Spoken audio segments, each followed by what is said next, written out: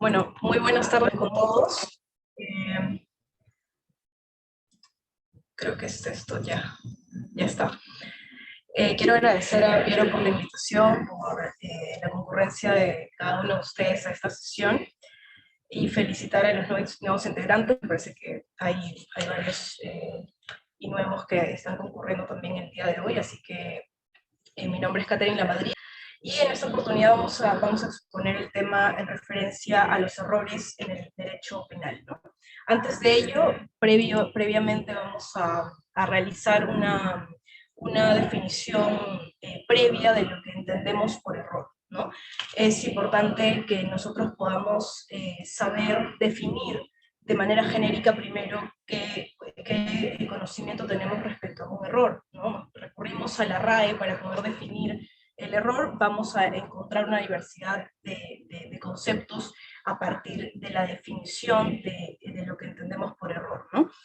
Vamos a encontrarlo como un desconocimiento respecto a un tema, un conocimiento equivocado respecto de un tema determinado, pero en sí la definición que nos importa y de la que el derecho penal va a poder recoger y va a poder entender mejor los errores, digamos, relevantes para nosotros, son las que vamos a poder definir a partir de aquella, digamos, incongruencia que podría existir entre lo que nosotros podemos observar de una realidad determinada y de aquella percepción que individualmente podamos tener respecto a esa realidad, ¿no? Es lo que nos ocurre no solo con un conocimiento sobre un tema, sino que lo que tal vez nos ocurre con personas, ¿no? Cuando conocemos a alguien y tenemos una percepción equivocada posiblemente o acertada respecto de la personalidad de alguien, ¿no? Entonces, vamos a definir el error a partir de este entendimiento de aquella situación en la que puede incurrir toda persona al momento de tomar conocimiento de un tema determinado o al partir de tomar conocimiento sobre diversos tópicos o incluso de personas, como repito, en el que podamos advertir que justamente esta incongruencia de lo que es en la realidad y la percepción que nosotros podemos tener respecto de ella, ¿no? Y cuando esa realidad no concuerda con esa representación o aquella percepción que tenemos, vamos a decir que nos encontramos en un error.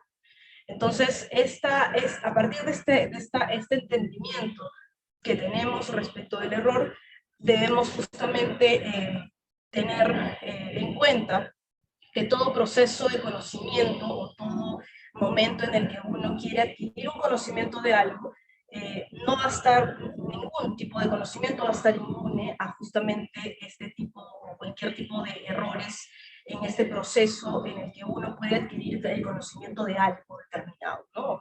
O el conocimiento de una persona determinada para poder entendernos y poder hacer un poco más amena esta charla, ¿no? Entender que ninguna persona, ningún conocimiento, ninguna teoría científica está inmune a cometer errores, ¿no? Muy difícilmente vamos a encontrar una teoría perfecta respecto de algo. Muy por el contrario, y más aún en el derecho penal, vamos a darnos cuenta que el libro al que queramos abordar o el conocimiento que nosotros queramos obtener respecto de algo determinado, sobre un tópico determinado, siempre va a haber una antítesis, ¿no? Frente a una tesis, siempre va a haber una antítesis, y esto más aún tratándose de derecho penal, en donde efectivamente se juegan roles importantes, por lo menos nosotros que tenemos que asumir un rol determinado, como por ejemplo fiscales o bien como defensas técnicas, tenemos que enfrentarnos a una tesis y una antítesis frente a un juez. Entonces es importante que tengamos en cuenta que cada una de las percepciones que cada uno de nosotros en esta reunión podamos tener respecto de un tema, siempre va a poder ser posible que se incurra en error. Nadie tiene una verdad absoluta, ¿no? Entonces, estos paradigmas que se encuentran rodeando un tema determinado y que justamente ayudan a afianzar un conocimiento, digamos, aterrizando estas definiciones al derecho penal, vamos a decir que justamente para el derecho penal o del interés jurídico va a estar relacionado con aquella situación de desconocimiento o conocimiento equivocado, y además en referencia a la ignorancia que podemos tener en lo jurídico, que podamos tener respecto de algo, ¿no? Algo determinado. Entonces, este tipo digamos, de concepto le sirve al derecho penal para poder dividir o poder más bien eliminar o depurar aquellas situaciones de error que no le sirvan al derecho penal o que simplemente el derecho penal no los considere relevantes, ¿no? Entonces,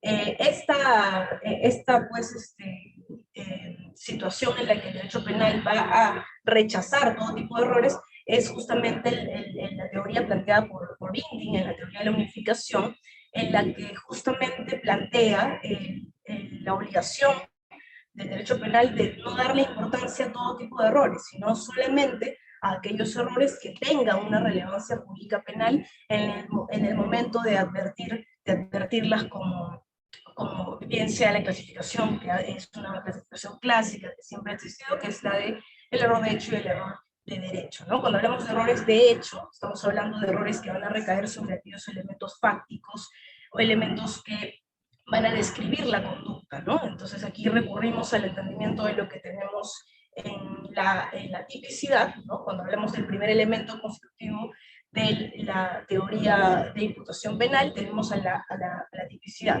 Tenemos dentro de esta tipicidad la tipicidad objetiva subjetiva, y en una de estas se encuentra el error de tipo, por ejemplo, que es uno de los errores que vamos a desarrollar.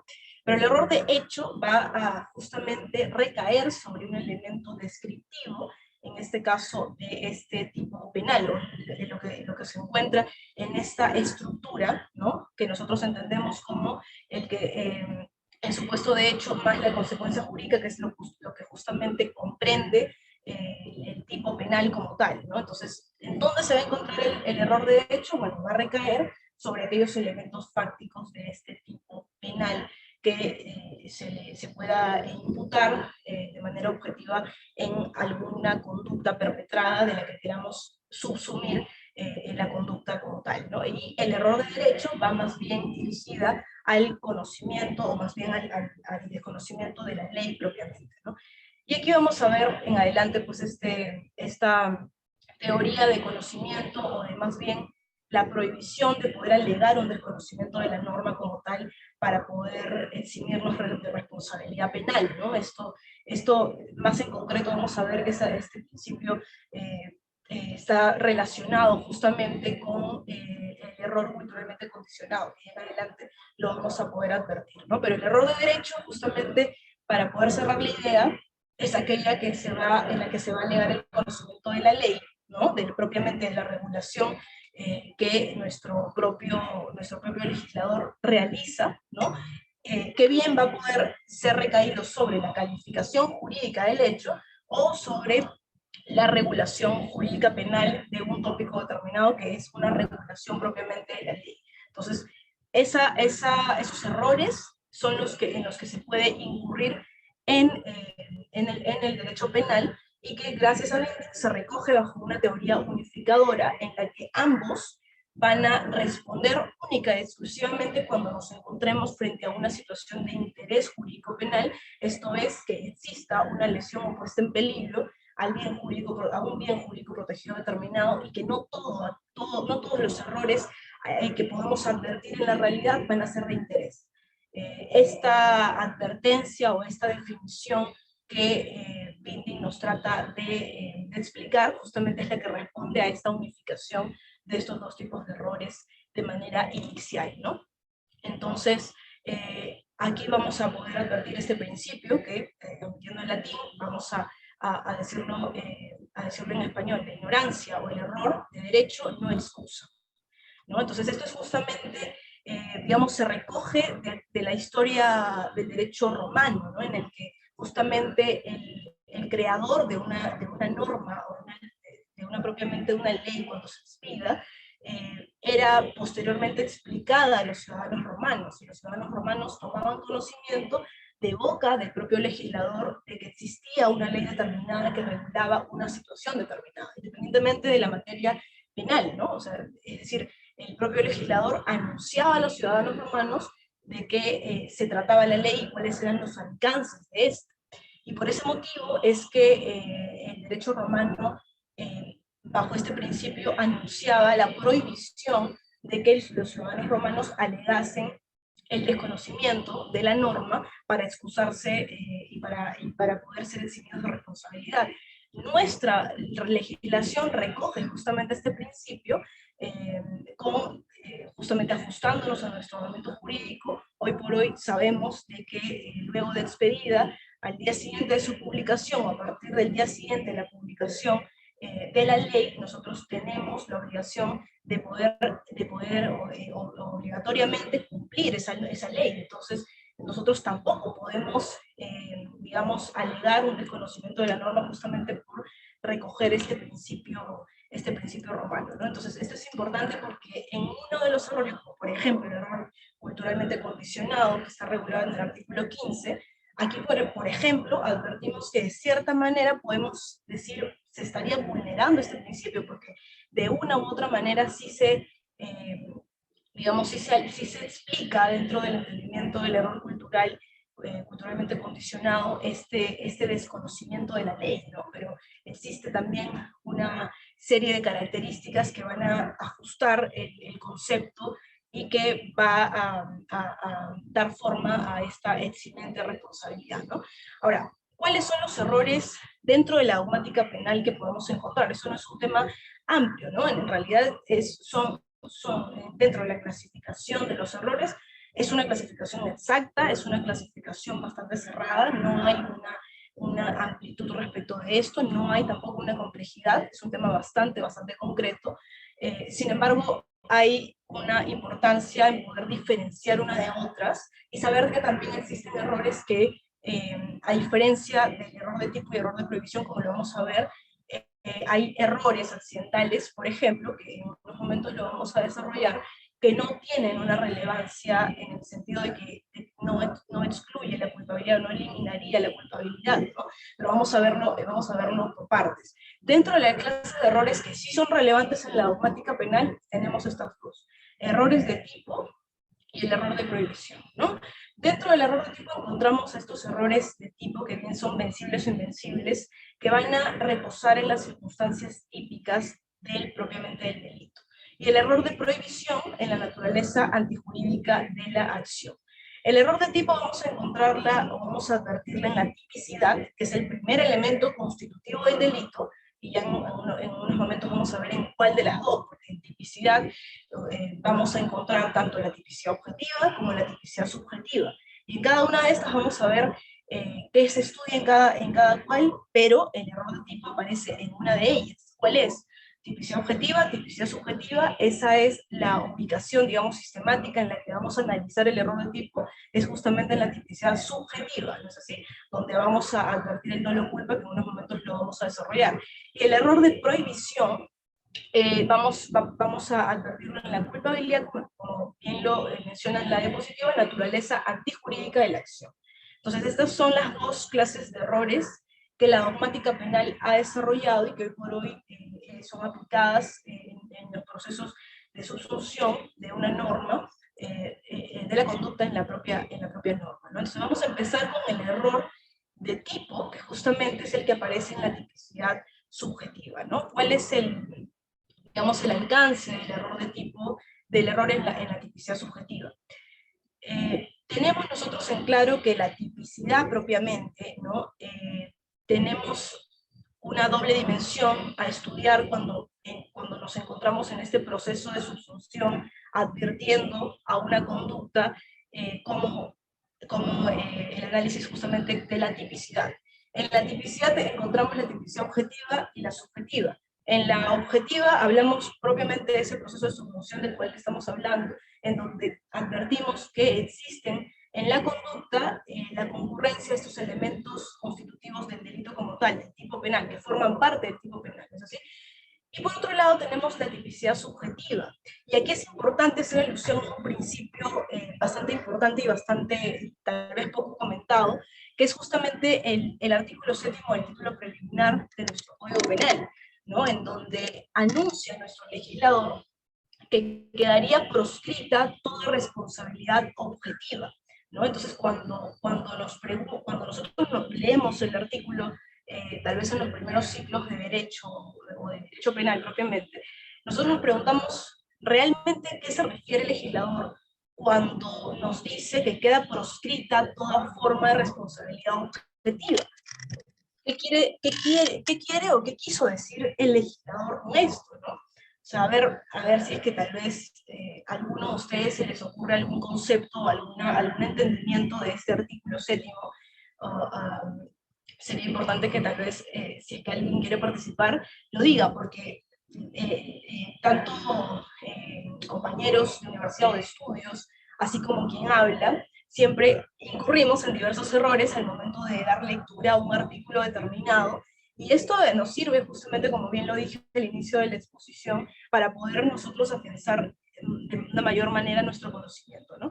Y esto, pues, esta explicación de este artículo 7º, el título preliminar, es mejor desarrollado en libros, y ya nosotros podemos profundizar poco a poco el entendimiento de esta prohibición o de esta proscripción que anuncia nuestro legislador, ¿no? Pero a ver, ¿alguno de ustedes tal vez por ahí que quisiera opinar respecto de lo que se refería o lo que se refiere el legislador con esta prohibición? Porque es una prohibición, ¿no? El legislador dice, queda proscrita toda responsabilidad objetiva. ¿A qué se quería referir el legislador con esto? ¿Alguien quisiera dar una opinión o continuamos así nomás?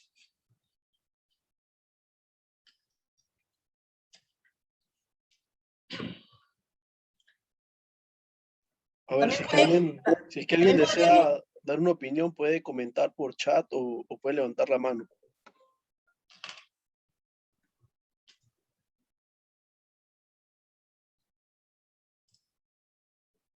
dame un segundo, ya voy a apagar mi cámara un ratito.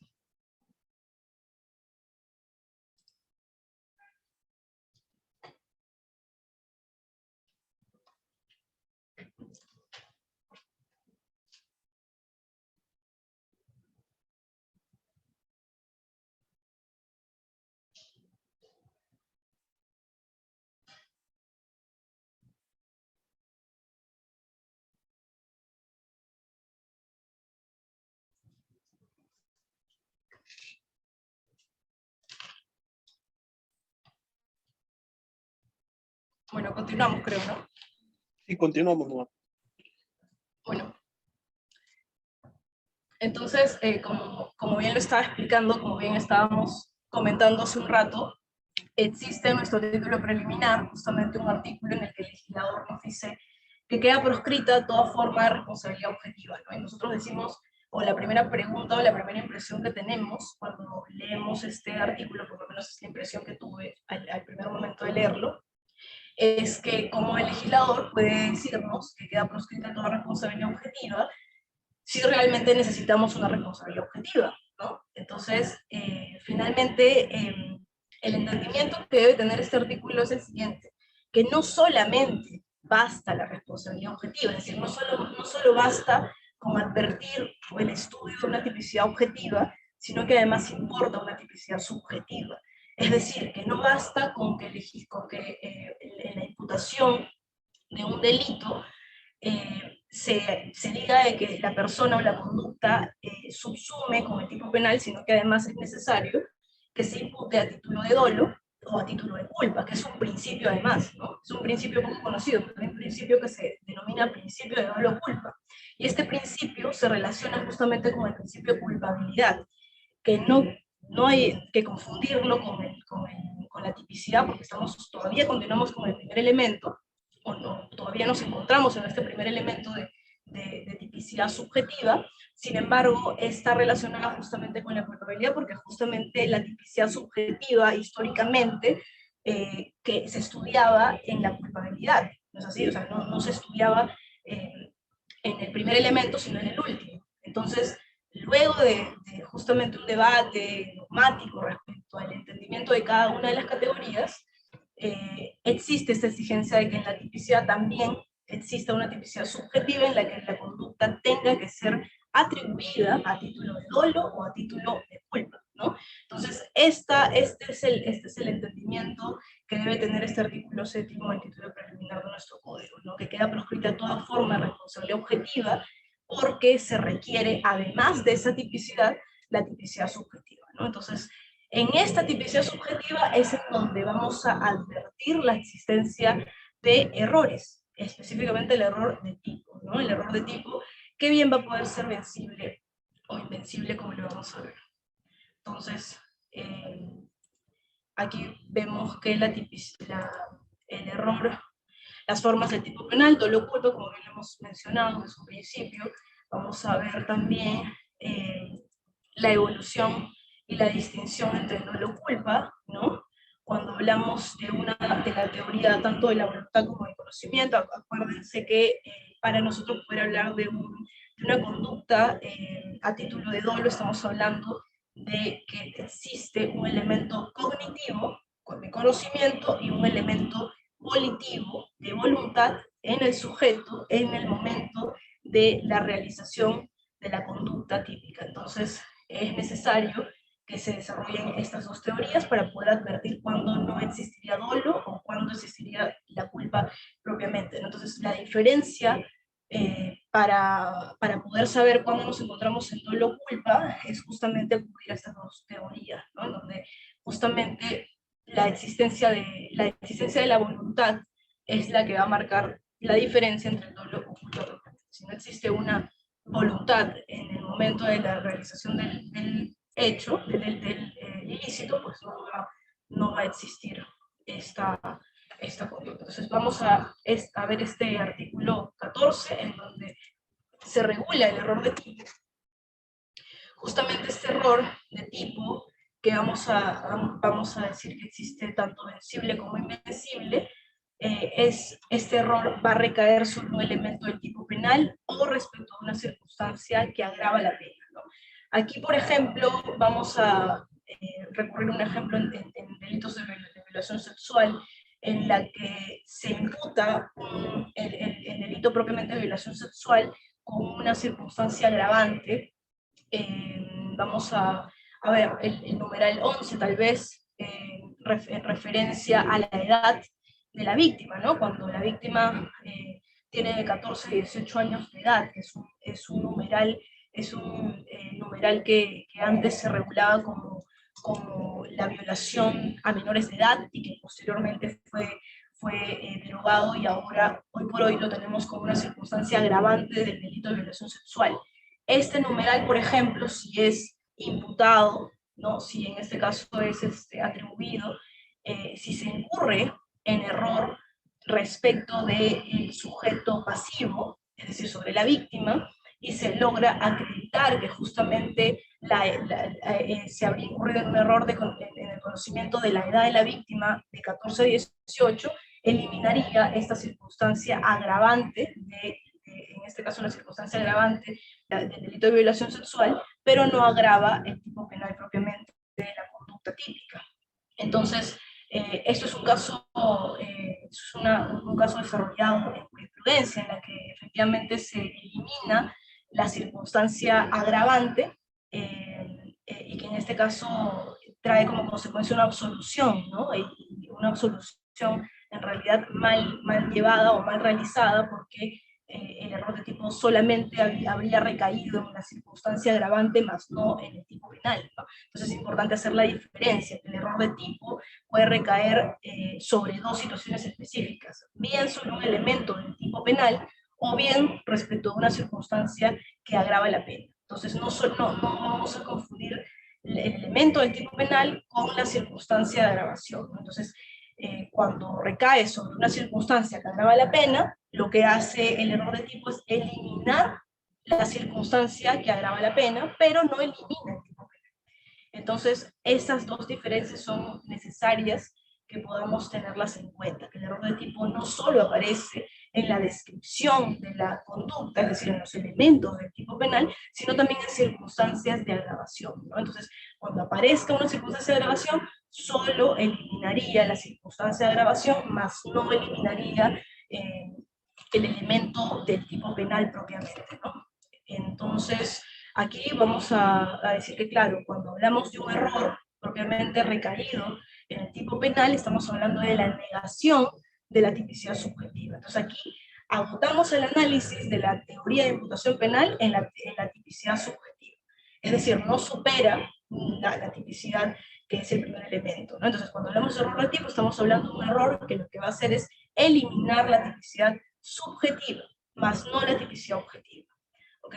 Entonces, vamos a hablar de un error de tipo vencible cuando exista la posibilidad de conocer esta circunstancia. Cuando hablamos de un error de tipo vencible, estamos hablando de un error que puede eliminar el dolo, pero no la culpa. Es decir, que si es que aquel tipo penal permite la regulación de esta figura a título de culpa, pues va a responder bajo el título de culpa. Si es que hablamos de un error de tipo invencible, estamos hablando de un error de tipo en el que se va a eliminar tanto el dolo como la culpa, ¿no? Entonces, sería necesario que advirtamos esta diferencia, ¿no?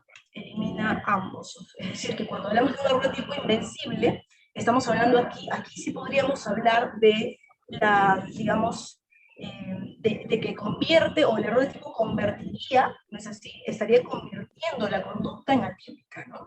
Pero cuando hablamos de un error digamos, que elimina el dolo, pero no la culpa, no eliminaría o no convertiría la conducta en atípica, porque todavía nos encontramos con una tipicidad objetiva que sí se cumpliría en el caso de ya encontrarnos en la advertencia de dolo culpa, ¿no?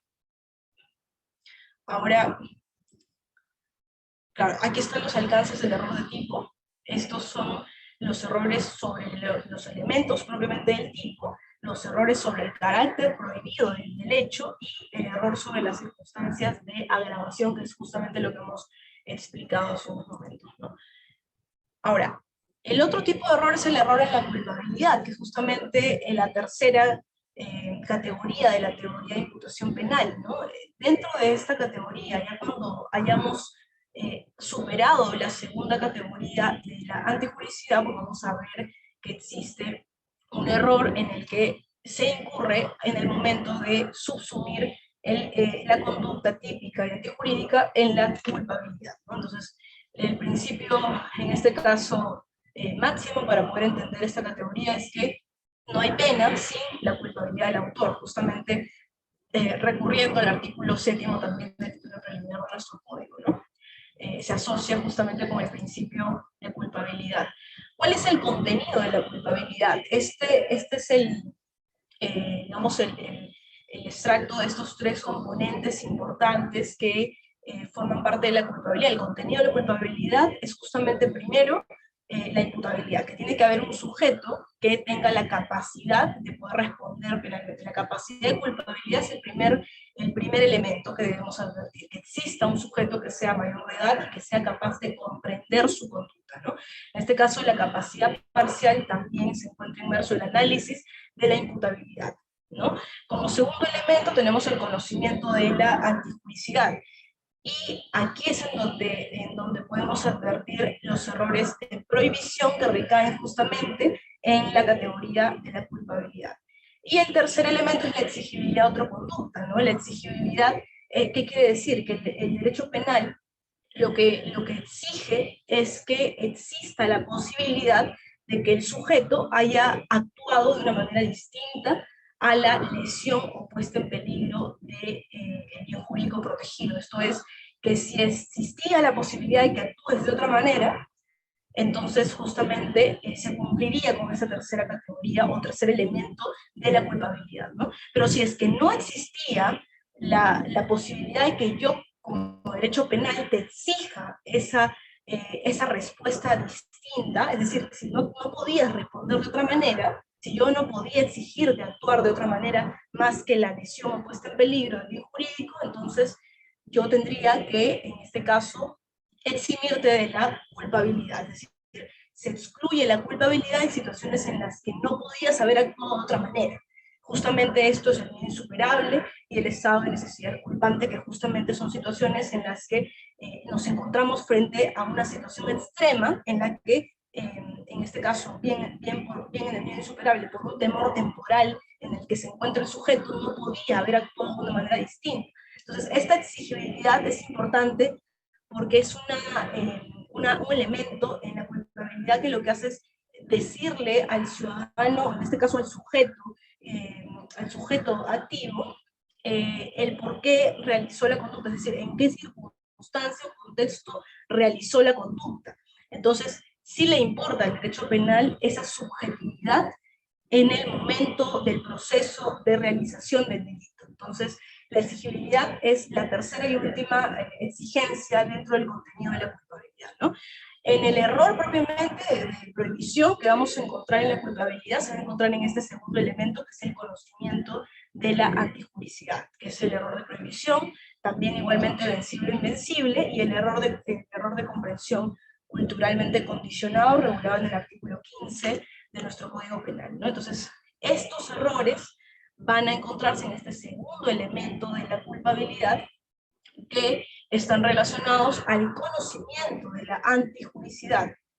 Y lo relacionamos justamente, acordándonos del inicio de la exposición, con el error de derecho, ¿es así? Conocimiento de la ley.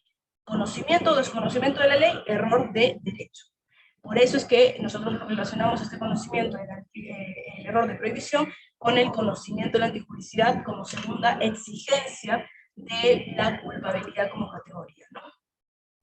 Esta es la regulación, el error invencible sobre el ilícito del hecho constitutivo de la infracción penal, excluye la responsabilidad, ¿no? Y dice, si esto fuera vencible, se atenúa la pena. Esa es la regulación ahora en referencia al conocimiento de la, en este caso, de la antijuricidad, ¿no? Entonces, el artículo 15, además, que también es uno de los errores, en este caso, de derecho, ¿no? Es uno de los errores de derecho en referencia al desconocimiento de la ley, es lo que también es alegado para poder ser eximido de responsabilidad penal por circunstancias bien de cultura o bien de costumbres en el cual se encuentra el sujeto al momento de cometer un hecho punible, justamente sin poder comprender esa ilicitud en su acto o en su actuar, y que mayormente lo vamos a poder advertir o lo advertimos regularmente en situaciones de delitos sexuales, ¿no? Esto ha sido bastante desarrollado en nuestra jurisprudencia cuando hablamos de violación sexual de menores, donde efectivamente existe prácticas sexuales con menores de edad, llámese en este caso conductas que sí son consentidas por el sujeto pasivo, por el menor de edad, y que a pesar de ser consentidos en nuestra legislación, no importa el consentimiento del menor, igualmente sigue perpetrándose la violación sexual. En el caso de aquella cultura o costumbre que sí permite esta práctica sexual, bajo esa cosmovisión distinta en el que se encuentra el sujeto, pues se quedaría excluido de esta responsabilidad penal, ¿no? Pero eso es importante que se diga y que se tenga en cuenta que existe para el entendimiento de este tipo de error en la jurisprudencia una serie de exigencias, ¿no? Una serie de exigencias que se deben cumplir para poder alegar este tipo de error, ¿no? Una de las exigencias es que esta cultura o costumbre sea analizada bajo una explicación pericial, ¿no? Es decir, que exista una pericia antropológica que pueda explicar los alcances de esta cultura o costumbre, de ese grupo étnico del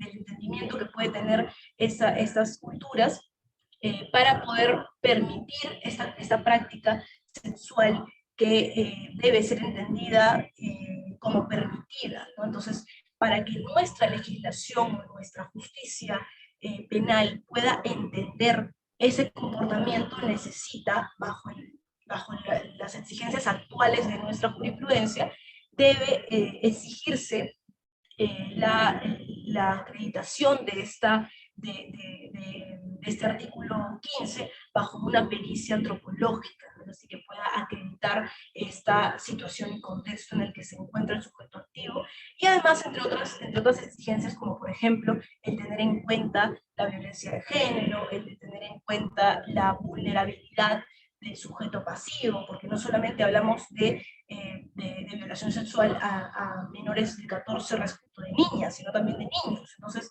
existe también la exigencia de poder analizar la vulnerabilidad del menor, en este caso del sujeto pasivo del delito, ¿no? Y son exigencias que se deben tener bastante en cuenta, principalmente la pericia antropológica, que es la que de manera procesal es la que se tiene un mayor valor probatorio al momento de alegar un error de comprensión culturalmente condicionado, ¿no? Bueno, además de esta clasificación, me parece que aquí ya no se logra notar la diapositiva, pero vamos a culminar.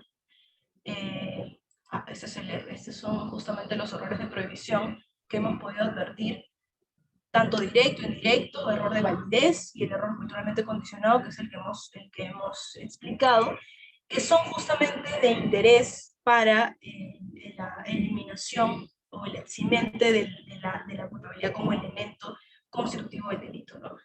Sin embargo, hay otra clasificación de errores en la doctrina, que son casos especiales, ¿no? Son casos especiales y que se les denomina como errores accidentales, que no tienen ninguna relevancia en el sentido de, vamos, que tiene una relevancia mínima, vamos a decir, porque no excluye la culpabilidad, más bien, por el contrario, deja intacta la culpabilidad. Son los errores accidentales.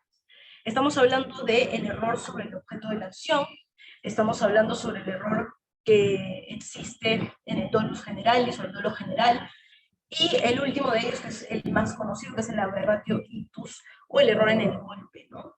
Estos errores, si bien son relevantes para poder, son relevantes en la imputación, vamos a decirlo, pero no en la culpabilidad, es decir, que la culpabilidad queda intacta y continúa siendo intacta, porque no lo elimina en el caso de acreditarse que efectivamente ha habido un error. Acreditar un error accidental no exime de responsabilidad, ¿no? Lo que sí exime de responsabilidad es el error, como decimos, el error de prohibición, que es el desconocimiento de la norma, y en la tipicidad subjetiva el error de tipo que sea vencible o invencible, ¿no? Que pueda alterar la tipicidad, y en el caso del error de prohibición que pueda alterar la culpabilidad, ¿no? Pero en los casos especiales de errores, que son los errores accidentales, vamos a tener una situación distinta, ¿no? Vamos a empezar con el error sobre el objeto de la acción, en donde el sujeto activo aquí se equivoca sobre el entorno en el cual va dirigido el comportamiento. Bien, va a poder ser un error respecto de la identidad de la persona a quien va dirigido, o respecto del objeto material del delito, ¿no? Es decir, sobre el cual recae la conducta punible, ¿no? Entonces va a haber un error respecto de la persona o respecto del objeto material. A diferencia del aberratio ictus, en donde estamos hablando del sujeto pasivo, lo que el error va a ser en el golpe, en el sentido de que se trata de una desviación, es una desviación externa de la actividad que realiza el sujeto para poder llegar a un resultado. Es decir, iba dirigido, el golpe propiamente, iba dirigido el disparo iba dirigido a Juan, y finalmente lo recibe Pedro, que estaba a su costado. Es un error en el golpe porque es una desviación de la acción que realiza el sujeto activo. Por eso es que se llama error en el golpe, porque va dirigido a cuestionar la desviación o la dirección de la conducta realizada por el sujeto, a diferencia del error en el objeto de la acción, que es un error en el que se incurre en la identificación del sujeto o en el objeto material del delito, ¿no? Es decir, pensar que voy a ubicar una bomba en un lugar determinado y me equivoqué, y la dirección era otra, por ejemplo, ¿no? El sentido del objeto material, o en el caso estamos poniendo el ejemplo en un caso de daños, o por ejemplo en las situaciones en las que se equivoque la identificación propiamente del sujeto a quien va dirigida la acción o la conducta típica, ¿no? Y por último, el dolos generalis, que no es tan, digamos, no ha sido tan profundamente estudiado, pero que se presenta cuando existen dos situaciones, o más bien, dos actos. El primero de ellos, en el que el sujeto cree que ya realizó la conducta, es decir, cuando, por ejemplo, apuñala a alguien pensando, es decir, comete el delito de homicidio, pensando de que la persona ya murió, pensando que la persona ya no tiene signos vitales, y el acto posterior, que es el de ocultamiento, por ejemplo, el de querer ocultar el cuerpo de aquel sujeto a quien ha apuñalado, pensando de que estaba muerto, cuando en realidad se halla con vida, y que en realidad la muerte, o más bien la pérdida de los signos vitales es en ese segundo momento y no en el primero. Es un dolo generalis en el sentido de que el dolo con el que realiza la primera conducta es justamente la de matar, pero no consigue el objetivo de matar, sino que el objetivo de matar fue posterior. Entonces, cuando existe esta diferencia, se dice que hay un dolo general de matar y que por lo tanto, en este caso, el dolo con el que realiza la conducta digamos, trae como, es lograda, o el objetivo es logrado en un momento posterior y no en el mismo momento en el que el sujeto reacciona de manera dolosa. Entonces, por eso es que hablamos de un dolo general. En específico, la diferencia o los problemas que existen en identificación en errores accidentales es principalmente la diferencia entre el error sobre el objeto y en el caso del aberratio ictus, que es el error en el golpe, que es la diferencia que hemos realizado, que más que nada uno va dirigido a la desviación justamente de la dirección a la cual va dirigida el golpe determinado, ¿no? A diferencia del error sobre el objeto de acción, que, como repetimos, bien puede recaer sobre la identificación del sujeto o el objeto material del delito. Entonces, esas serían las diferencias concretas que encontramos en los errores accidentales, pero que de cierta manera, bueno, no están reguladas en nuestro Código Penal. Lo que sí es de importancia y que sí repercute en la culpabilidad y en la tipicidad subjetiva son los errores tanto de hecho y de derecho relacionados con el error de tipo y el error de prohibición, ¿no? Que lo hemos desarrollado en la presente sesión, ¿no? Esa es toda la exposición que tenía preparado para ustedes, y bueno, si tienen alguna pregunta, quedo atenta a las consultas o no sé, comentarios que quieran realizar sobre el tema.